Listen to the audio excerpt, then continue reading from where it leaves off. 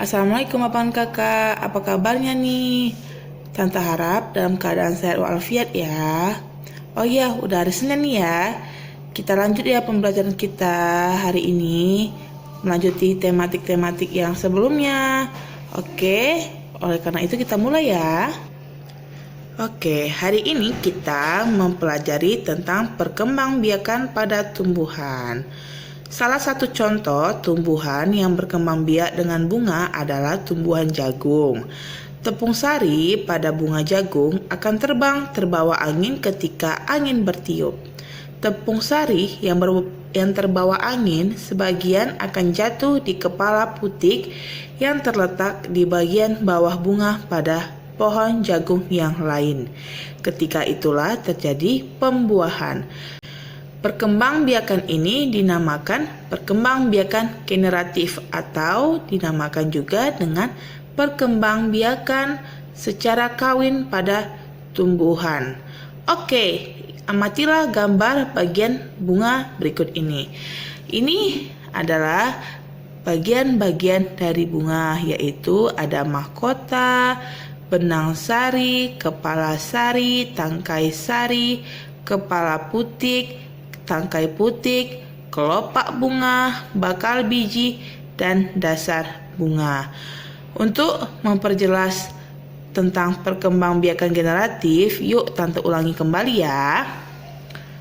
Oke, perkembangbiakan generatif atau secara kawin terjadi proses penyerbukan dan pembuahan pada tumbuhan. Perkembangbiakan generatif pada tumbuhan diawali dengan penyerbukan, yaitu melekatnya atau jatuhnya serbuk sari ke kepala putik. Setelah terjadi penyerbukan, serbuk sari tumbuh bulu serbuk sari yang menuju ke ruang bakal biji. Kemudian serbuk sari akan masuk ke ruang bakal biji melalui bulu serbuk sari. Di dalam ruang bakal biji terjadilah pembuahan, yaitu peleburan serbuk sari, sel kelamin jantan atau spermatozoid dengan kepala putik, yaitu sel kelamin betina. Jadi, perkembangbiakan generatif ini kan secara kawin, berarti ada dua sel ya, sel kelamin jantan dan sel kelamin betina. Sel kelamin jantan itu pada tumbuhan disebut serbuk sari. Sel kelamin betina pada tumbuhan disebut kepala putik. Jangan lupa ya abang dan kakak. Kemudian hasil peleburan sel kelamin jantan dan sel kelamin betina pada tumbuhan terjadilah pembuahan, yaitu zigot.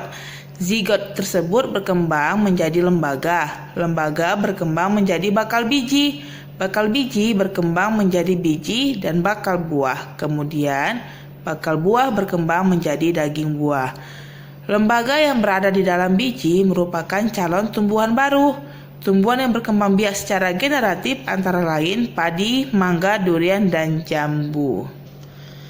Oke, selain perkembangbiakan secara generatif, tumbuhan juga memiliki perkembangbiakan lain, yaitu secara vegetatif. Perkembangbiakan secara vegetatif adalah perkembangbiak suatu makhluk hidup yang terjadi tanpa melalui perkawinan, di mana makhluk hidup baru tumbuhan berasal dari induknya. Berikut contoh tumbuhan yang berkembang biak secara tidak kawin atau vegetatif, yaitu nanas, bawang, dan pohon pisang. Nanas berkembang biak dengan cara vegetatif. Pembibitan tunas dapat dilakukan untuk mengembangbiakannya. Kemudian bawang merah memiliki bentuk berlapis-lapis yang di tengahnya akan tumbuh tunas.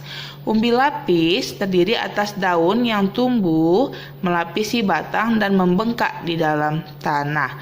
Kemudian pohon pisang berkembang biak dengan cara tidak kawin, yaitu vegetatif, dengan membentuk anak pisangan pohon yang kita sebut dengan tunas pisang.